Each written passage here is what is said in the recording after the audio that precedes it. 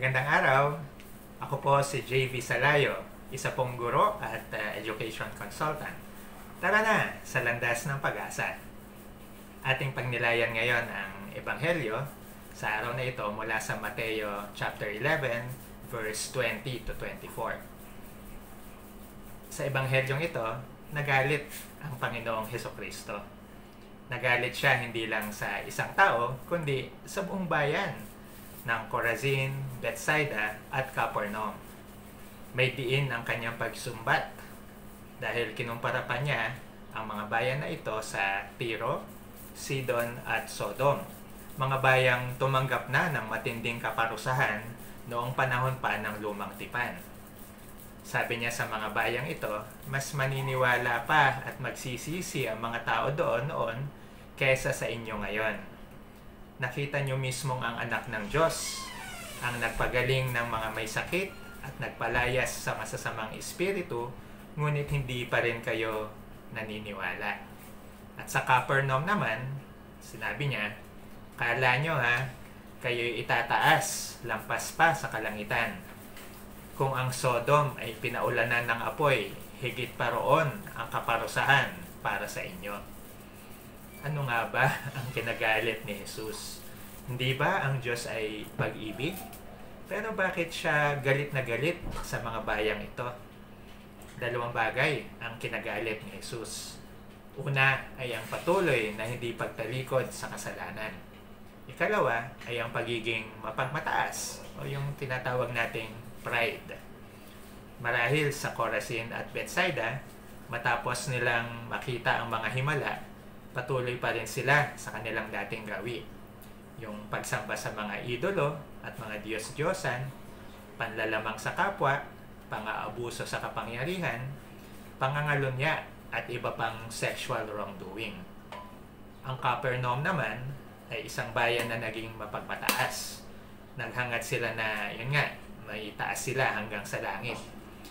Lagi nating naririnig o sinasabi na ang ating bansang Pilipinas ang tanging bansa sa Asia na predominantly Christian at majority pa nga ay mga Catholics. No?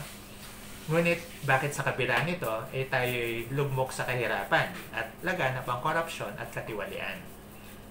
Kung ngayon nga siguro ang pagbabalik ni Jesus, marahil ay sabihin din niya sa atin, sa ating mga Pilipino, ang sinabi niya noon sa Capernaum. Pero mahal tayo ng Diyos. Mahal na mahal tayo ng Diyos kung kaya't tayo ay pinapaalalahanan niya sa mga bagay na ito. Kasama sa pagmamahal ang pagpapagalit, pagpuna sa mga mali upang ito ay maitama.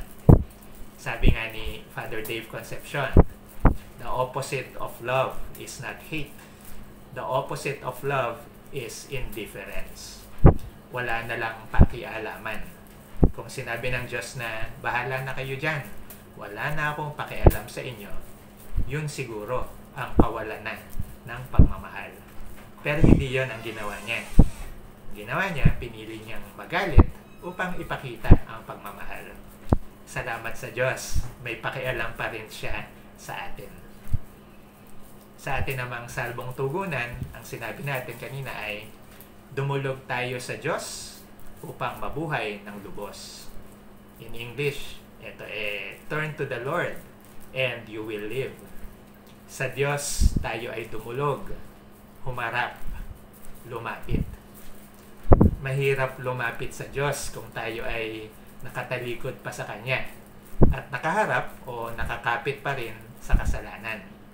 Kapatid, pagnilayan natin, ano pa ba ang kasalanan na hanggang ngayon hindi mo pa rin matalikuran? Hindi mo pa mabitawan? Tayo ba ay naging mapagmataas? O iniisip ba natin na banal na ako, hindi kagaya ng iba dyan? Magpakumbaba na tayo. Iwaksin na natin ang kaisipang ito. Muli tayong hinihimok ng Diyos, kapatid. Kung ito na ang araw upang talikuran ng isang paboritong kasalanan, gawin mo na to. Magtiwala ka, kapatid, sa pagpapatawad ng Diyos. Kasama rin sa pagdulog sa Diyos ang buong pagtitiwala sa Kanya. Meron ka bang sakit o mahal sa buhay na may karamdaman? ipagkatiwala natin ito sa Kanya. At syempre, sa mga doktor at eksperto. Huwag na sa mga albularyo at magtatawas. Meron ka bang mabigat na suliranin sa iyong trabaho o negosyo? Ipagkatiwala na rin natin ito kay Jesus at kay Jesus lamang. Huwag sa mga gamit o gawain na pampaswerte, pampabuenas o mga pamahiin. Meron ka bang kagalit at gusto mo lang makipag-ayos? Hingin natin ang tulong niya sa mga bagay na ito. Kapatid, halina! Simulan na natin. Ituloy na natin ang pagdulog, pagharap at paglapit at pagtitiwala ng buong puso sa Diyos. Upang isang araw, buong bayan na tayong iangat mula sa ating pagkakalugmok. Kung ikaw ay na-bless sa video na to, paki-like at paki-share mo na rin ito upang yung mga kaibigan mo at kamag-anak ay mabiyayaan na rin. Muli po, ako si JV Salayo. Tara na sa landas ng pag-asa.